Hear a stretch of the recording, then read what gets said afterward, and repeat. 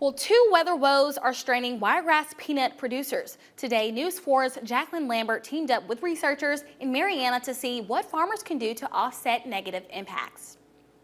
Peanuts tend to thrive in hot environments, but with a recipe of too much heat and not enough rain, farmers are facing a big problem.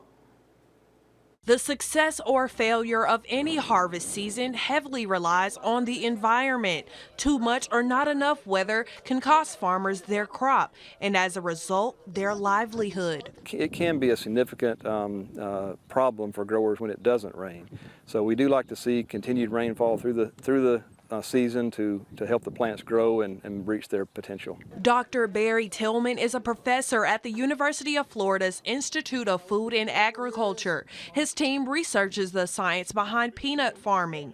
When analyzing the impact of drought conditions, they found farmers were looking at heightened risk of diseases. So it does two things. One, it changes what diseases we'll see, and so if they're on one type of management plan, they may have to adjust to another. Two, that aspergillus pathogen that causes the toxin can actually show up more during dry periods. Is fungal pathogens that can cause toxins, aspergillus, making it hard to process the peanuts so you could have your peanut butter or even have fresh peanuts in your snacks.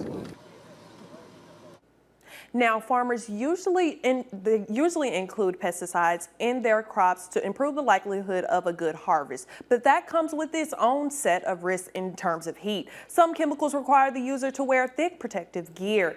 With recent high temps, that drastically increases farmers' chances of heat-related illness, some that can be fatal. Yeah, Dr. Tillman says that peanuts are conditioned to grow in warm areas, so the first sign of dry conditions are not alarming.